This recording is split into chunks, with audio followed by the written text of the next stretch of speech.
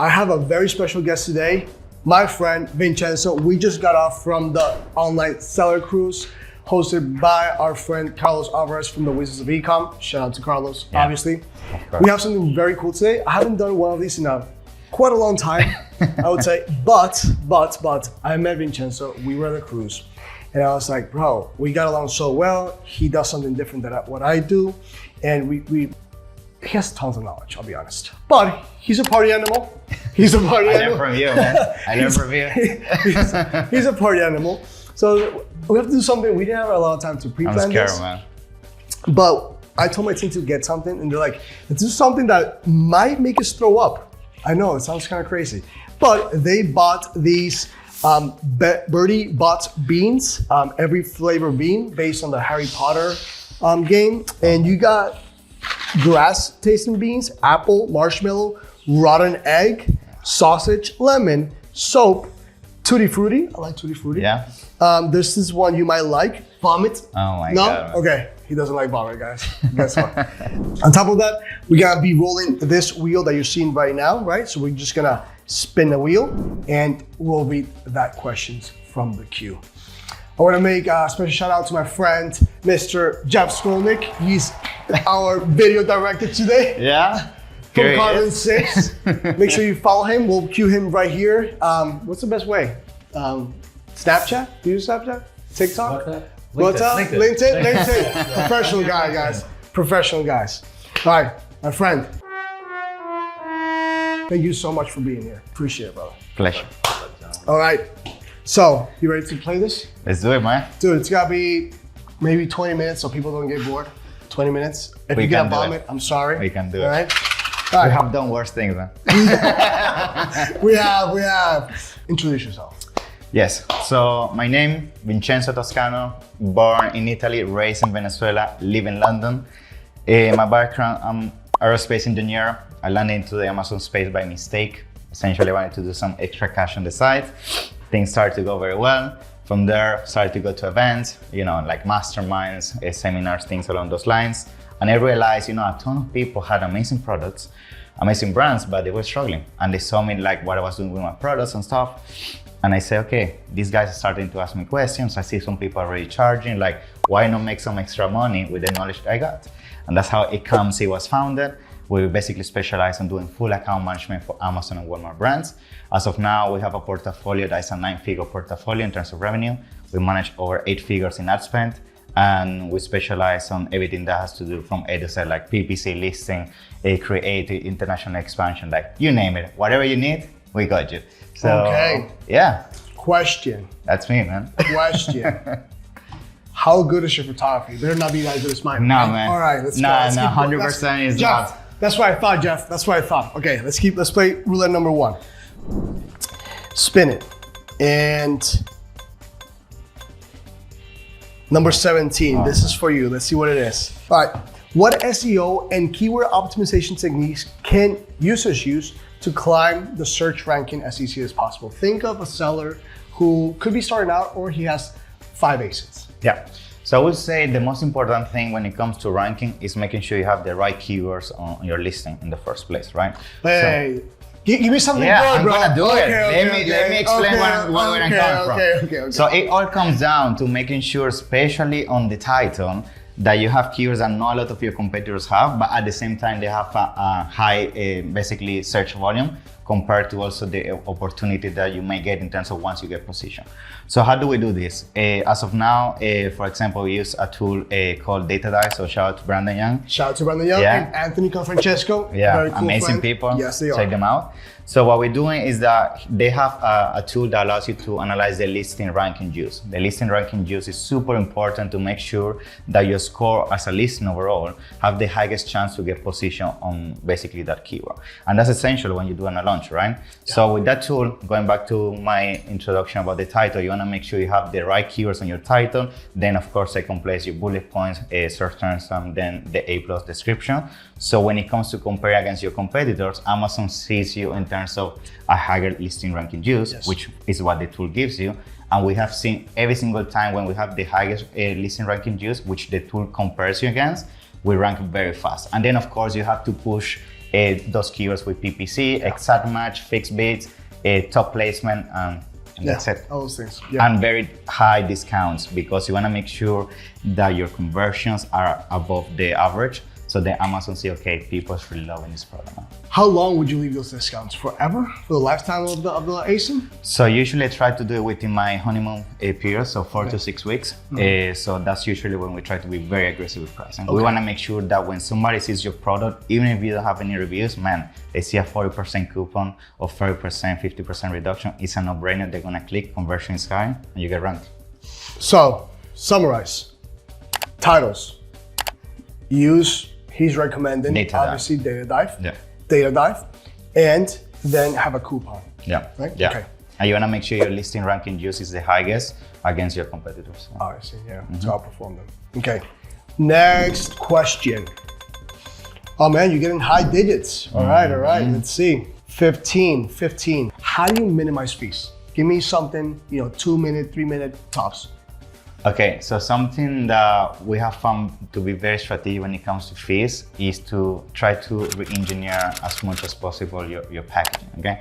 So something that we try to do is to always compare how much we're paying FBA fees against our competitors, right? Sometimes you will be surprised, and you may find that some of your competitors are already paying $2 or even sometimes $3 less than you. So what we try to do is sit down, see what are the minimum dimensions we have to keep to stay on the lowest tier in terms of FBA fees. And then we try to basically work around, of course, on manufacturer to try to match that. So that's usually the quickest win in terms of fees, because remember, as soon as you start getting into oversize and all of that, fees are gonna go very up. So that's the first one. And then the second one in terms of fees, I will say, especially with the new things coming up, with Amazon, we see the market is very, stressed with everything going on. Of how they regulate it. Yeah, so I would say now in 2024, inventory management will be more important than ever. And the reason why I say this is because that's gonna be heavily tied to this question. In order for you to minimize your fees in this year, you need to be very tied into like how you manage your inventory. And I give a big shout out to SoftStock, amazing tool when it comes to that. You wanna make sure that now you keep your inventory within line, because if you start now falling into the minimum limits Amazon is gonna put in place, I have seen the fees, guys, and you're gonna get heavily penalized. Yeah, it's true. No, it is true. Like because Amazon's spending money on that, so they want to obviously optimize as much as they can. It's it's like if it doesn't make money, it doesn't make sense. Yeah.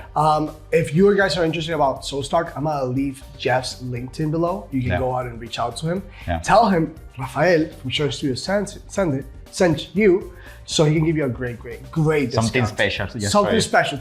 Yo, Jeff, do not give me the same BS you gotta give everybody. One VIP treatment. Don't, bro. You gotta give me something good. Yeah. Something good, man. All right? Yeah. All right, let's keep going. All right, there you go. Low number 6. You ready for this question? I don't know what it can be. Oh my God.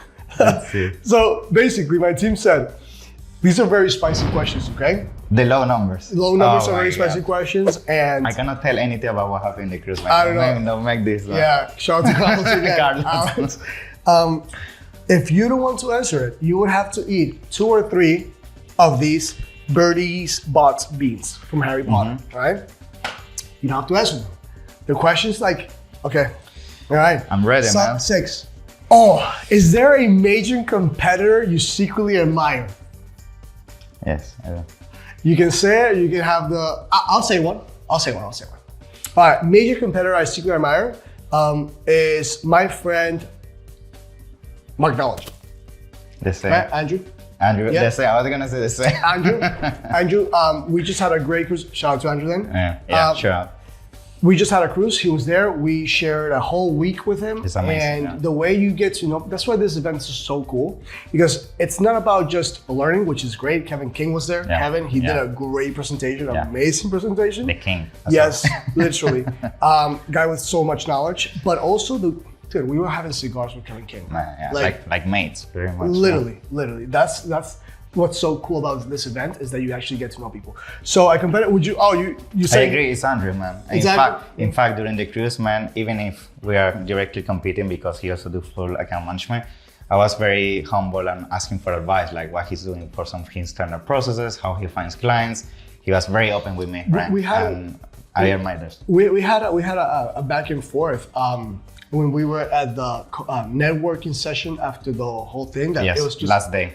us agency owners, and we were spitting back and forth. You know, like I do this with my team. He's like, well, I do this with my team, and that was very, very nice. The humbleness. I think that was great admiration for Mr.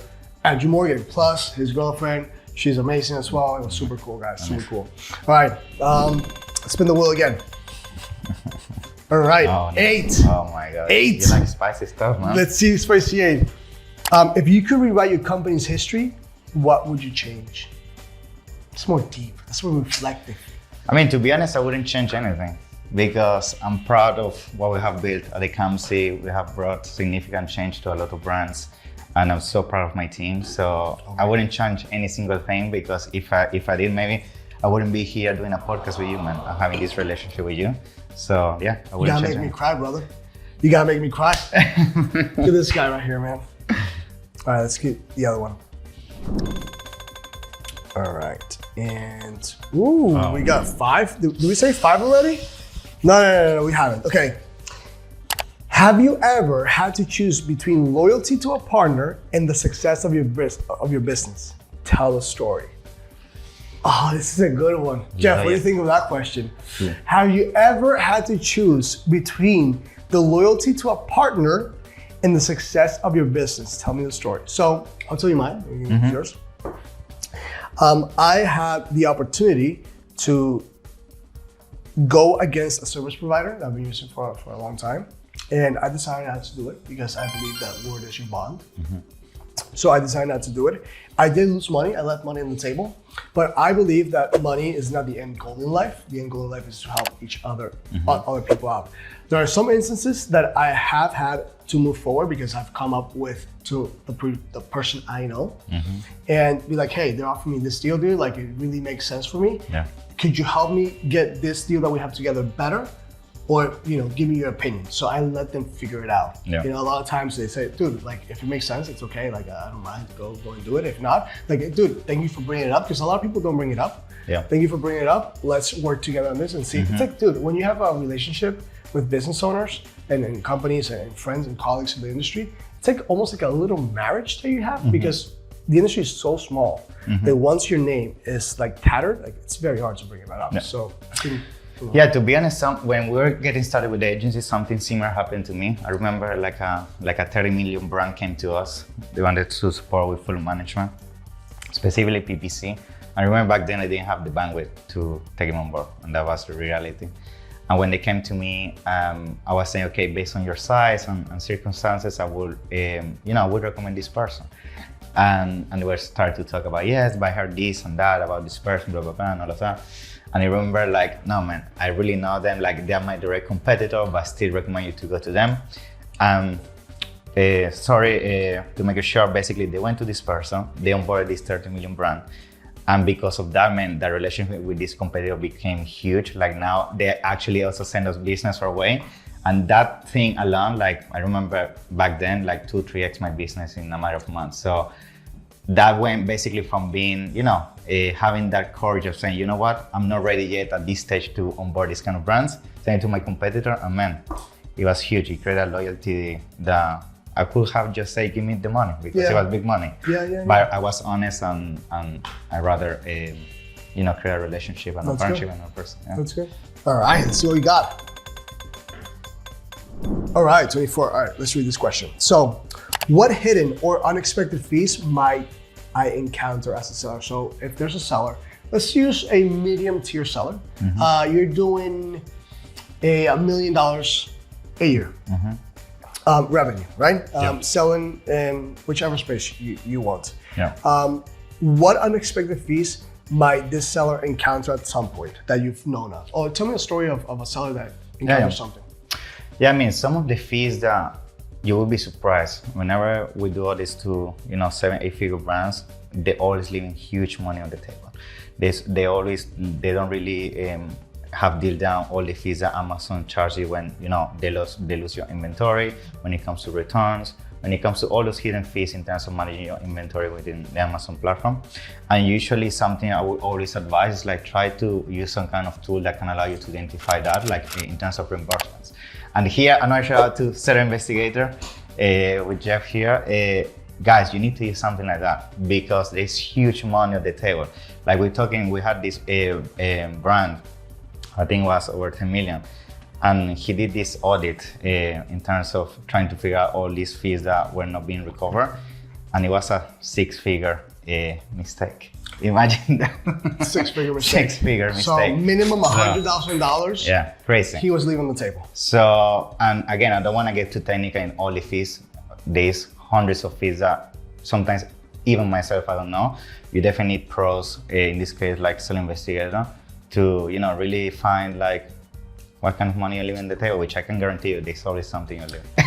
And all these tools that he's recommending is from the company called Carbon6. They're a really great company. They do not sponsor us whatsoever. They was also sponsored. But Justin, if you want to sponsor us, I highly take your money, bro. You're welcome. I'll bring it in, all right? We'll get it. But if you do want to know more about these companies and all these things, Jeff's link is down below. Tell him that Share Studio sent you and tell him to give you an extra good discount. Tell him, no BS, Jeff. I don't want the normal thing like, 5%. VIP no. treatment. Give me something good, man. Give me something good. I watched over 20 minutes of Rafael saying stupid, dumb stuff. Yeah, right? exactly. Trying to be funny. So you better give me a good discount. And I want the money. He'll give you a good discount. All right, let's spin it again. Dude, let's see, it's something spicy. I want a clip that's gonna be viral. Yes. Viral. 10. All right, 10. Okay, be honest. Be very honest. Be very, very honest. What's your biggest secret or hack to help grow a brand? I'm a big advocate of working with things that have patents. And I talk about this, the brand gonna launch. I strongly believe the future on Amazon, you really need to protect your IP. And that's my biggest secret. Like all my clients that I have huge in terms of margins and really kicking it out of the park, they have patents. And that's because, unfortunately, if you try to compete with, like Chinese sellers and all of that, it's a race to the bottom. Yes, it is. And even if you have amazing branding, guys, they're catching up. Like on the Seller Cruise, I was doing a presentation about how you can use AI, and they're becoming very good at branding because they're leveraging AI. So the times of saying, oh yeah, Chinese, they don't really know how to do branding, they're coming to an end. And now we really need to think outside the box. And that's where, having something like a patent can really allow you to have your brand an edge into the marketplace. So I would say a secret when I really look at my portfolio of brands is every single time people have something protected in terms of IP. You know something, when it's products that are raised to the bottom, it's also, in my experience, doing this since 2018, is that when they build a brand, it also helps tremendously. Yeah. And the part with AI, the reason why as a service provider that I offer obviously photos, videos, and everything, and you can do all that literally with your phone and AI. The difference with why it doesn't scare me that much. I am cautious about it, but it doesn't scare me is because when something looks fake, it tends to convert less. So products which are, for me, this is my experience though, $30 or less, $20 or less, AI, you can leverage more AI. But when it's a product that's very, very high, or a product that's in a very sensitive category, edibles, right? Anything that has to do with skin, anything that has to do with a living creature, human, cats, dogs, something like that, the more, or even put it on top of your skin or plants, the more realistic or the real that it is, the more that it connects with the actual buyer persona, the better that it converts. Those are my experiences. I agree. Yeah, so that's the trick from our end. All right, let's spin it again. Oh my God, you're going to 3, bro, 3. Stuff. I will have to take the camera. Who is the client you didn't like to work with, and why you didn't like to work with that client? I need to give names. You need to need names. No. Yes. Give me a fucking Yeah. I can say. It's a big line. I can say. All right, let's see. 3. Oh my God. All right, pick one, and they have it. Okay, should I go? Yeah, go ahead. What is that? Okay. What does it taste like? It's lime. It's lime? Oh yeah. It's lime? Okay. Go with the next one.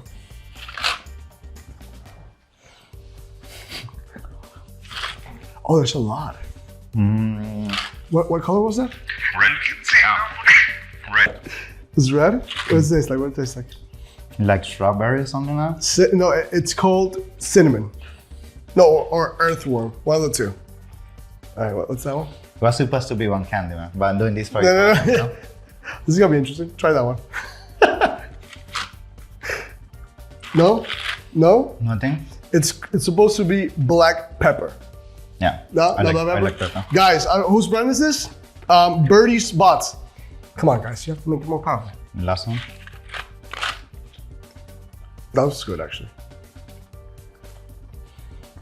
What is that? What is this like? It's sugar, you know. Is it sugar? That's It's sauce. sugary. Sugar? That's tutti, Eso. tutti frutti. Yeah. Tutti frutti. Man, if I go for candies, Dude. all of them good, You're lucky, I bring bro. luck to your life. There you go. One more. How are we in time? 27 minutes. Okay, we're almost there. 23, another one, good one. Let's see. So, okay. Give me your best technique for a product launch. I know that it's gonna depend on pricing, Yeah. product category. Give me something that you think is good. Bro. Something we're doing as well on top of what I already explained, listening optimization, having the best keywords in terms of ranking use and PPC. We always throw into the equation some external traffic. So what we're doing is before we launch a product, we try to create at least 5 to 10 top 10 phone cases. We find the top influencers in YouTube that do Amazon influencer program. We pay them a fee, usually. So we want these videos to basically go live within the honeymoon period. So if the product is launched in January, by mid-January, we want those videos to be up and running on YouTube. We try to work with big audiences, so they send that traffic to Amazon. Then at the same time, what we try to do is we try to look for bloggers that will also do. These are the top 10 cases for iPhone. We also want to have our products to be featured within these blogs. And the third part of the equation when it comes to external traffic, it will be to find people like in TikTok or Instagram to do some kind of exclusive discounts or coupons to drive traffic to Amazon. So it's basically 3 channels: YouTube, blogs, TikTok, Instagram. When you combine that huge amount of traffic, and at the same time you combine that with very specific target PPC on exact match, you have the right keywords on, as I already said, on the title, bullet points and everything. Like, if the product is good and the pricing is there, guys, it's very difficult. You're not gonna get ranked unless you tell me, of course, you wanna do like vitamin C that we're talking, you have to move thousands of units per day. But if the product is very niche and you did your research and you really have something like a unique selling proposition, combining those factors, I can guarantee you that you're gonna have a successful launch. So external traffic with exact keyword match. Yeah, so when it comes to PPC, guys, forget about also broad phrase, product targeting, none of that. You wanna focus on top 10 to 20 keyword, exact match, fixed bids, top placement, all in. That's all it. in. You have to have a good product. A lot of people forget that, it's not a, and if you need help finding a good product, my dear friends Joie and Jamie for AMC Insiders are very good mentors. They're very good friends of mine. Joy has been here in the podcast, and she's amazing. And they're both really smart, and they can help you with that. Shout out to AMC Insiders. All right, let's spin this. Okay. All right. What are some data-driven tactics that convert more product views into actual purchases? Meaning that, okay, you have a lot of traffic, right? A lot of traffic. Now you need to have some conversions. Okay. So usually when we experience and we usually analyze this with brand analytics, sometimes we are surprised to find, these keywords are highly relevant. We get a ton of traffic, but once we start getting to the bottom of the funnel, for some reason they don't convert. And I can guarantee you most of the time, if you analyze your listing, is because you're being heavily attacked by product details, like ads at the bottom, product targeting, sponsored display under the buy box, or somebody like an influencer puts a video that is driving traffic or recommending our products or the questions and answers or bad reviews. Try to analyze your full pro listings from top to bottom. And something that we do to fight this that usually will definitely lift your funnel is try to play defensive on your listing. So let's say you have multiple colors and multiple products within your category, retarget your own listing with a sponsored display, sponsored products, to basically get as many placements as possible. So when somebody lands on your listing, there is no way for them to compare with other people. And that's usually the best way to make sure that that traffic converts into sales, because the reason it's dropping, their eyes are going somewhere else, and most of the time it's not that a competitor is running on your product. I agree. That blocking or shielding yourself from other competitors in your listing is a must. You're already spending money, literally putting money down on PPC to get people to your listing. And then when they get to your listing, because you're paying already when they clicked, now you have other people snatching them. So I would say definitely shielding yourself from it. And another thing you can do, guys, if you have a keyword that is tough for you to really keep up with defensive because they're just very aggressive, try to actually drive the people to your storefront, because nobody can run ads on your storefront. Create a landing page for that product, and you make sure the eyes stay on your brand. Nobody can run ads in your storefront. So yeah, that's true. Another thing that is really helps with that conversion is honestly telling the story correctly. Like if you tell the story correctly, people are there to solve a problem. If you tell the story correctly, most likely you're gonna get that purchase, right? If you're looking for a water bottle specifically for people who run marathons, maybe design something like that, but tell the story why. Maybe you're a marathon and you're the founder of this and you have a special thing for that water bottle. So yeah, just have a good product and tell the story correctly. Which brings me back to AI. If you're using AI to tell the story, you have to do a lot of work, okay? Exactly. Lots of work. Or you can let us do the work. Shameless plug there, shameless plug. Okay, number 11. How much was the first investment you made in your company? It's not that bad. You're good, sir. That's like $7,000. $7,000? Yeah, my first investment was $5. What? Yes. My God. $5. It was a Facebook ad. That was the first investment. Really? Well, the first investment was my time. Obviously, I used my time. Yeah. But the first monetary investment that I put money down was $5 for a Facebook ad. Talking about investment, guys, and this is just an advice I will give you. And now when it comes to becoming an Amazon seller, you hear all the time like, jump, become an Amazon seller, quit your job and everything. But guys, Amazon is a very cash flow intensive business. So if you can find a way to keep that job as much as possible, so use that cash flow inventory, PPC, and all the other things that are gonna come up with it, do it, because sometimes I find all the time people have amazing ideas, amazing products, and the reason they fail is because they wanna become entrepreneurs too fast, which is, I love that. I love the drive, but we also need to understand the economics of the game. So try to, have some income that you can, fuel the business. And usually once you start seeing the thing kicking off, that's when you should do the full move. Because if not, you're not gonna have the cash flow, then you're gonna go back to zero, and it's gonna take you longer to actually be successful. Yes, our friend Andre, he was talking in the cruise. He does product opinion. Shout out to Andre, product opinion. He told a story about he had to sell his house. Crazy. To be able to restock because he had no money left. So he's like, I'm all in or nothing. Thank God, to life that Andrew got his money back. But imagine if he didn't, he would have lost his house. Crazy. So he's married. So it's something very delicate, and I agree with you. There's a lot of people out there. I'm not gonna mention names, but like, hey, you get out with $5,000, you gotta make $1 million tomorrow. Don't fall for the Lambo, man. And you're like, yeah, exactly. I mean, you could buy a Lambo someday. I'm not saying you won't. But it's a long game. It's a marathon. Don't see Amazon as a casino, because it's not. It's a real business. Yeah, it is. All right, number 7. Man, you wanna go hot again? Is there a competitor you secretly hate? Is there one that you're like, man, I can't stand these guys? I need to give names, right? You have to give names. If not, you can say all the beans. give me the beans or bean it is. Let me shake that, man, because last time. I'm gonna prepare the t-shirt. Oh, you have to take them all. You have to take, pick three. Don't pick the yellow ones because they look yummy. Actually, I'll pick this one. This is lemon. Okay, let's try orange.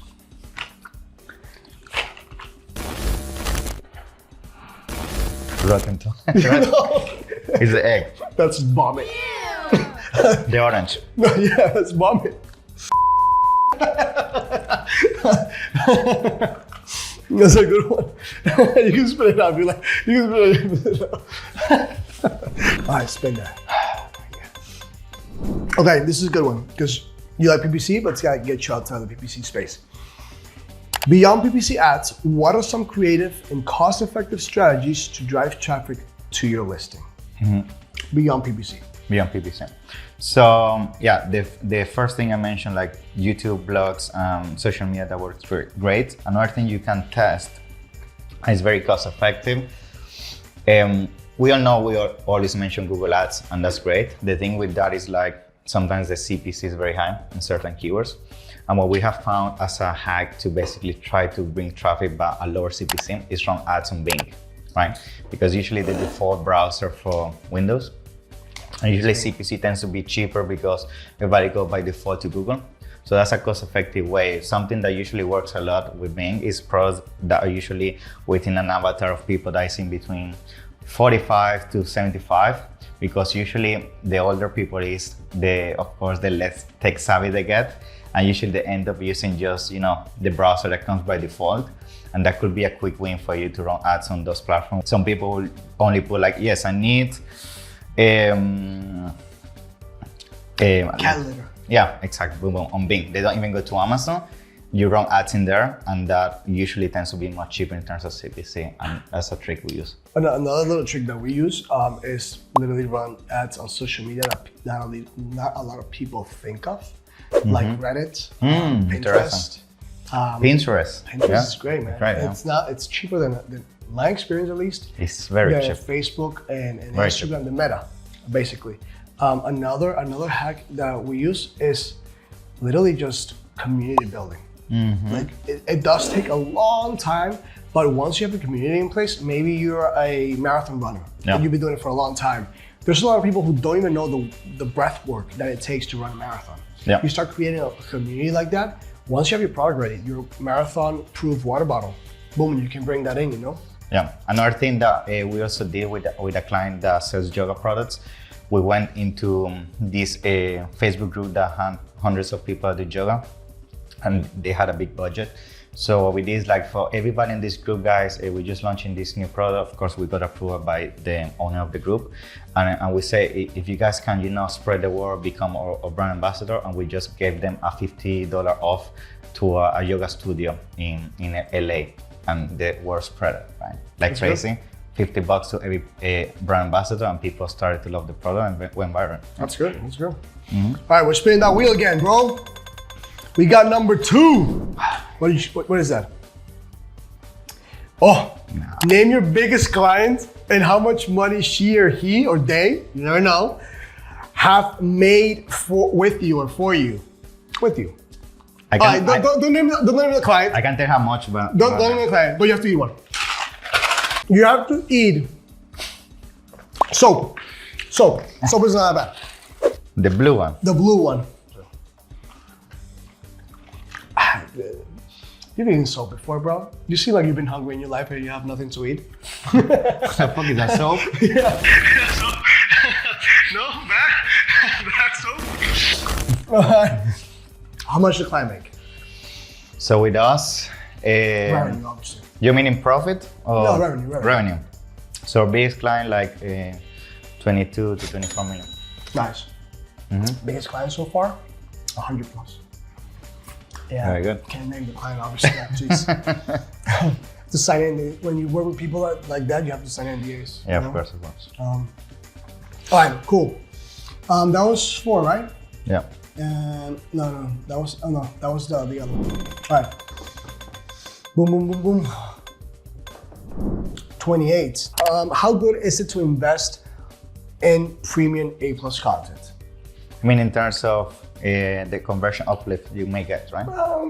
You pick, whatever. Yeah. Is it good? Is it not good? And why? I would say yes, because at the end of the day, anything that you have extra in terms of that first impression when a person lands on your listing, so it's always going to be a plus, especially if you're in a category that again is full of Chinese sellers that maybe don't have the best creatives and all of that. Having that A+ where you can embed interactions within the A+ videos and things like that. If the product is like friendly for that kind of content, I would definitely do it. Like usually we always see an uplift on conversions, and if you have the budget, it's a no-brainer, 100%. I would always do it. Yeah. 100%. One way we tend to use premium A+ content in the studio is definitely add a video to it. Video is what sells the most in our experience, empiric experience, and having that extra video in there that you tell a part of the story that you haven't told before. Maybe it's helping a nonprofit, right? Telling that, maybe that engages people. So we just met a friend in the cruise. He sells dog pet supplies. Okay. And he has a nonprofit. He has a shelter. His wife has a shelter, and they've been doing great. And they start off with the shelter itself. Like it started off as something that they wanted, because they wanted to help animals, these puppies.